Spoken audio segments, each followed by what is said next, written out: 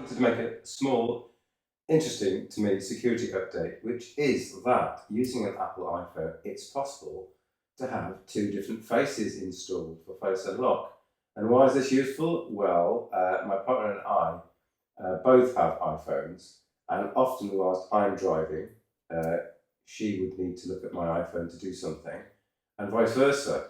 So we've set up what's called an alternative appearance. So under settings, go to Face ID and passcode, and then you'll see there's an area here saying alternative appearance. So she has set up her face on my iPhone, and so now she can unlock it with her face, which is absolutely fantastic.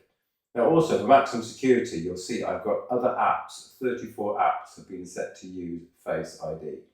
So if you go into settings, obviously not the app itself, because that's not the way that Apple works. So go into settings, and then for each application, you've got the settings for that application. You can say whether or not to use Face ID for that app itself. In other words, you have to unlock your phone with Face ID, and then when you start the application, you need a second scan of the Face ID. And being a paranoid Android, every app that supports Face ID Unlock, I have switched on. So as you see, I've got 34 apps. So even things like my browsers have Face ID.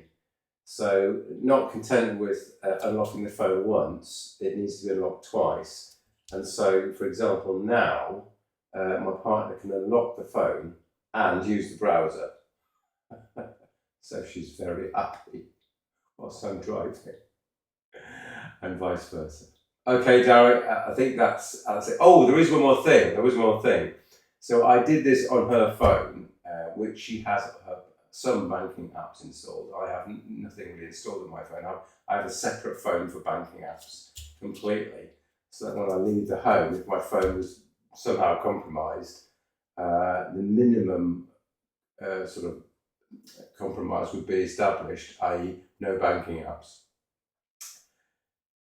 So she found out that when I put my face, Alternative ID face, on her phone, she had to re-log into every banking app.